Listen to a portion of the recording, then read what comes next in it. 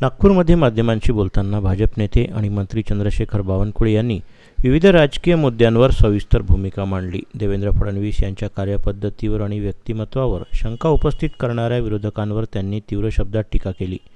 महाराष्ट्रातील आरक्षण सोडती पूर्णपणे पारदर्शक असून त्या कॅमेऱ्याच्या नियंत्रणाखाली पार पडतात. अशा व्यवस्थेत कुठल्याही प्रकारचा हस्तक्षेप शक्य नसतो, असं बावनकुळे यांनी स्पष्ट केलं. वडेट्टीवार ज्या पद्धतीनं वक्तव्य करतात त्यातून संपूर्ण प्रक्रियेवरच संशय निर्माण होतो, जे योग्य नाही, असंही त्यांनी नमूद केलं. पारदर्शक प्रक्रियेच्या माध्यमातून नागपूरमध्ये ओपन महिला आरक्षण जाहीर झालं आहे. नागपूरमध्ये महिला महापौर होणार असून महाराष्ट्रातील प्रमुख महानगरपालिका पुणे, नाशिक, नागपूर येथे महिला महापौर होणार आहेत. नागपूरमध्ये एका बहिणीला संधी मिळत आहे, ही अभिमानाची बाब असल्याचं त्यांनी सांगितलं. हिंदुहृदय सम्राट बाळासाहेब ठाकरे यांना अभिवादन केल्यावर राजकीय भाष्य करणं योग्य नाही. बाळासाहेबांच्या संपूर्ण जीवनशैलीत अशा राजकीय भाष्याला कधीच स्थान नव्हतं, त्यामुळं भास्कर जाधव यांनी तारतम्य बाळगायला हवं, असं बावनकुळे म्हणाले. देवेंद्र फडणवीस यांनी महाराष्ट्राला सुजलाम सुफलाम करण्याची आणि युवकांना रोजगार देण्याची ठोस घोषणा केली. कोट्यावधी रोजगार निर्माण होणार असताना केवळ शंका व्यक्त करून फडणवीस यांच्या व्यक्तिमत्वावर प्रश्नचिन्ह लावणं चुकीचं असल्याचं त्यांनी सांगितलं. सर्वांनी एकत्र येऊन राज्याला पुढे नेणे हेच महत्त्वाचं आहे. राज्यहित सर्वोच्च असून त्या दृष्टीनं सर्वांनी विचार करावा, असं त्यांनी सांगितलं. अचलपूरमध्ये कुठलाही राजकीय प्रयोग झालेला नाही. आमच्या पक्षाचे 9 नगरसेवक आहेत. काँग्रेसनं वेगवेगळ्या आघाड्या तयार केल्या. सभापतीपद त्यांनी मिळवलं असून MIMशी आमचा कोणताही संबंध नाही, असा खुलासा बावनकुळे यांनी केला. तसंच अकोल्यात भारतीय जनता पार्टी हा सर्वात मोठा पक्ष असून भाजपचाच महापौर होईल, असाही विश्वास त्यांनी व्यक्त केला. महाराष्ट्राच्या सोडती ह्या ज्या पद्धतीने पारदर्शकपणे सर्वांसमक्ष आणि संपूर्ण कॅमेऱ्याच्या सीसीटीव्ही सर्व्हिलन्सच्या नियंत्रणामध्ये होतात. कुठल्याही पद्धतीचा कुठलाही त्यामध्ये हस्तक्षेप करता येत नाही अशा सोडतीमध्ये. पण वडेट्टीवार आता ज्या पद्धतीने बोलतात, खरं तर वडेट्टीवारकडनं अशा पारदर्शी विषयावर कलंक लावण्याची जी पद्धती आहे ती वडेट्टीवारला न शोभणारी आहे. शेवटी महिला आरक्षण होत असताना किंवा SC ST आरक्षण होत असताना कुठल्याही पद्धतीचा कुणाचे हस्तक्षेप त्या ठिकाणी चालत नाही, कुणी करत नाही. आणि अशा पारदर्शी प्रशासनामुळेच आज महाराष्ट्राची पत ही देशामध्ये आहे. त्याला नागपूरला महिला आली आहे. मी आमच्या सर्व महिलांचं अभिनंदन करतो की महिला महापौर या ठिकाणी जे होणार आहेत, शेवटी 50% जे आपलं रिझर्वेशन आहे त्या रिझर्वेशनातून आपल्याला या ठिकाणी महिलांना संधी मिळाली आहे. नागपूरमध्ये एका महिलेला संधी मिळते हे चांगली गोष्ट आहे. आणि महाराष्ट्रातील चांगल्या ज्या महत्त्वाच्या महानगरपालिका आहे त्या ठिकाणी महिला या ठिकाणी महापौर होणार आहे. पुण्याला आपण बघितलं असाल, तिथेही महिला महापौर होणार आहेत. नाशिकचे बघितलं असाल. त्यामुळं मला असं वाटतं की हे चांगली गोष्ट आहे. आता वडेट्टीवारवर टिप्पणी करणे काही योग्य नाही. वडेट्टीवार स्वतः हुशार आहेत. त्यामुळे त्यांनी केवळ या ठिकाणी जो आक्षेप घेण्याचा प्रयत्न केला किंवा जे काही नागपूर म्हणून मिश्किल या ठिकाणी टिप्पणी करण्याचा प्रयत्न केला, ते केवळ त्यांनी मला वाटतं जाणीवपूर्वक केला असेल असं दिसतं. भास्कर जाधव यांनी म्हटलेलं आहे की मुंबईमध्ये शिंदे यांच्या शिवसेनेने ठाकरे यांना समर्थन द्यावं महापौर निवडीसाठी, तीच बाळासाहेब ठाकरे यांना खरी श्रद्धांजली आहे. कोणी म्हटलं? भास्कर जाधव. ठीक आहे. हिंदुहृदय सम्राट बाळासाहेब ठाकरे यांचा जन्मदिवस आहे, त्यांना आम्ही अभिवादन केलं आहे.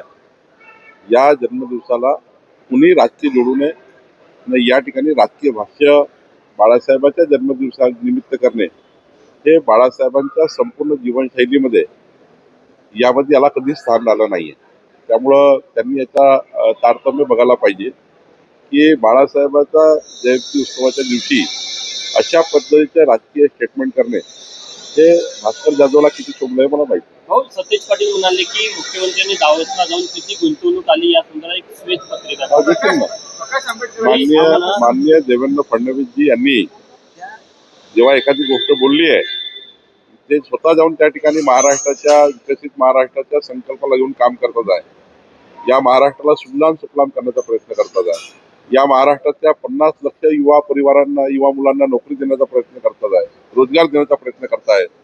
प्रत्यक्ष अप्रत्यक्षपणे करोडो रोजगार निर्मिती होणार आहे. अशा वेळी शंका व्यक्त करणे आणि तेही देवेंद्र फडणवीसजींच्या व्यक्तिमत्वावर, ज्या व्यक्तिमत्वाने या महाराष्ट्राला मजबूत करण्याचा आणि या महाराष्ट्राकडे विकासाकडे नेण्याचा प्रयत्न केला आहे. त्यामुळं देवेंद्रला तुम्ही जे मागाल तर देवेंद्रजी देतील.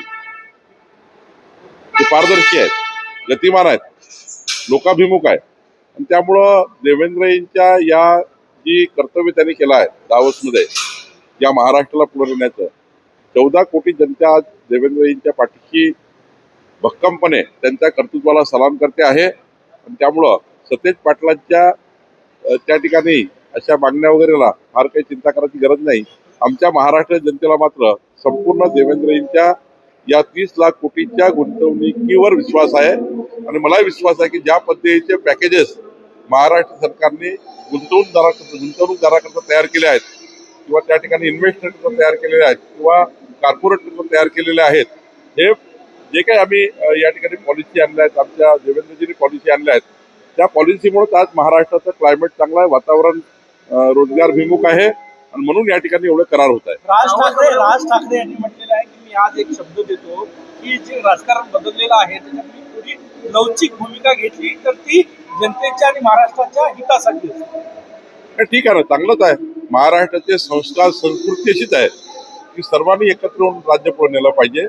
राज्याच्या विकासाकरता सर्वांनी एकत्र आलं पाहिजे, हेच या महाराष्ट्राला अभिप्रेत आहे. नाना पटोले यांनी म्हटलेलं आहे की भाजप एकनाथ शिंदे आणि अजित पवारांचा राजकीय गेम करणार आहे. मुख्यमंत्री आल्यानंतर काय नेमकं होणार आहे स्पष्ट होतं. काँग्रेस अशाच विचारांनी काँग्रेस मागे गेली आहे. आमचे विचार असे नाही आहेत. दावोस दौऱ्यासंदर्भात प्रकाश आंबेडकर टीका केली मुख्यमंत्र्यांवर. ते मदत घेण्यासाठी दावोसला गेले होते असं त्यांनी सांगितलं ना. खरं तर या पद्धतीचं महाराष्ट्राच्या मुख्यमंत्र्याबद्दल बोलणे खरं तर वाईट वाटतं. 14 कोटी महाराष्ट्र या ठिकाणी आपल्या मुख्यमंत्र्याबद्दल, आपल्या मुख्यमंत्र्यांनी केलेल्या कर्तव्याबद्दल त्यांचं अभिनंदन करतात आणि हे प्रत्येक वेळी राजकीय आरसा ठेवून काम करतात. कधीतरी सुधारलं पाहिजे, कधीतरी सुधारलं पाहिजे. कधीतरी या महाराष्ट्राला विकसित महाराष्ट्र करण्याकरता या ठिकाणी अभिनंदनाची भूमिका मांडली पाहिजे. देवेंद्र फडणवीसजींनी केलेलं कर्तव्य हे एवढं मोठं आहे दावोसच्या या एकंदरीत 3-4 दिवसातलं की महाराष्ट्राच्या जनतेने, विरोधी पक्षांनी सर्वांनी मिळून देवेंद्र फडणवीसांचे जाहीर आभार व्यक्त केले पाहिजे. एवढं मोठं कर्तृत्व देवेंद्रजींनी या काळात केलेलं आहे आणि याचं अभिनंदन केलं गेलं पाहिजे आणि महाराष्ट्राची मजबूती दाखवली पाहिजे. अमरावती जिल्ह्याचे पालकमंत्री तुम्ही आहे. अचलपूरमध्ये जे काही झालं ते तुमच्या परवानगीने झालं होतं का तुम्हाला अंधारात ठेवून झालं होतं? दुसरा प्रयोग आहे हा, यापूर्वीचा प्रयोग जो झाला होता तो प्रणाली अंधारात ठेवून झाला होता. नाही, मीडियाची बातमी चुकीची आहे. आमचा पक्षाचे 9 नगरसेवक आहेत, ते वेगळे आहेत. काँग्रेस आणि इतर पक्षांनी म्हणून वेगवेगळ्या आघाड्या तयार केल्या आहेत. त्या आघाड्या एकत्र येऊन त्यांनी ते सभापती वगैरे घेतलेले आहेत. आमचा त्यांचा काहीच संबंध नाही आणि त्याचा खुलासा आमच्या अजय मातनींनी केला आहे. अकोल्यामध्ये काल डिनर डिप्लोमसी झाली. 30 नगरसेवक सर्व पक्षी उपस्थित होते. सत्ता स्थापनेच्या काय हालचाली सुरू आहे? कधी राजकारण तापलेलं काही फरक पडणार नाही. भारतीय जनता पार्टी 38 घेऊन सर्वात मोठा पक्ष आहे आणि त्यामुळे भाजपाचाच महापौर होईल. डीपीसी की बैठक तमिलनाडु के जो मुख्यमंत्री स्टालिन, उन्होंने ऐसा कहा है कि अभी विधान परिषद का जो सत्र होता है उसके पहले राज्यपाल का जो भाषण होता है ये अब परंपरा समाप्त करने की चाहिए, स्टालिन ने कहा है. देखिए, हर राज्य की अपनी अपनी परंपराएं होती है, हर राज्य के अपने अपने नियम कायदे होते हैं जिसमें राज्यपाल का अभिभाषण होता है. राज्यपाल अपनी सरकार के बारे में जनता के सामने कुछ बातें लाते हैं, उनका अभिनंदन भी करते हैं, कुछ सूचनाएं भी देते हैं. राज्यपाल का अभिभाषण कोई पॉलिटिकल नहीं होता. वो अपनी सरकार का कमिटमेंट, अपने सरकार के विषयों को लेकर बात रखते हैं. तो मुझे लगता है राज्यपाल का अभिभाषण और स्वतंत्र राज्यपाल की जो वहाँ पे उनका जो अस्तित्व है, स्वायत्त है, उसके ऊपर अधिकार पे गाज लाना, उनके अधिकारों का हनन करना ये कोई ठीक नहीं है. आज जिल्हा नियोजन समितीची बैठक आहे. आज आमची डीपीसी आहे, त्यामध्ये पुढच्या 25-26 या आर्थिक वर्षाचं आम्ही नियोजन करतोय. 26-27चं 25-26चा आढावा आणि 26-27चं नियोजन. तर 25-26 मध्ये आमच्याकडे जे 1200 कोटी रुपये होते त्यामधलं काय काय परिस्थिती आहे, किती खर्च किती अखर्चित आहे याचा आढावा आम्ही घेणार आणि 26-27 करता जे डिमांड झाल्या आमच्या विभागाच्या त्या 1800 कोटीच्या आहेत. त्या डिमांडबद्दल आम्ही चर्चा करणार आणि मग आमचे उपमुख्यमंत्री आणि अर्थमंत्री जेव्हा याची फायनल प्रेझेंटेशन घेतील तेव्हा आम्ही या ठिकाणी त्यांच्याकडे हा संपूर्ण आराखडा मांडणार. आज नागपूरमध्ये आणि उद्या अमरावतीमध्ये ही डीपीसी आहे. नागपूरचा महापौर कधीपर्यंत ठरेल काय सांगणार? नागपूरमध्ये आमची देवेंद्रजी, नितीनजी आम्ही सर्व एकत्र बसून कोर कमिटीच्या बैठकीत हा निर्णय होईल. संदीप जोशी आमचे अध्यक्ष रवींद्र चव्हाणजी असतील. संदीप जोशी नाराज आहे, तुमची काही भेट होणार आहे का? संदीप जोशी म्हटलं 13 मे नंतर मी फक्त मतदार फडणवीसांची भेटणार आहे, त्यापूर्वी तुमची काही भेट होणार आहे? आता मी काही संदीप जोशी यांची चर्चा केली नाही. मी दिल्लीला आमच्या राष्ट्रीय अध्यक्षाच्या निवडीमध्ये आम्ही सर्व होतो.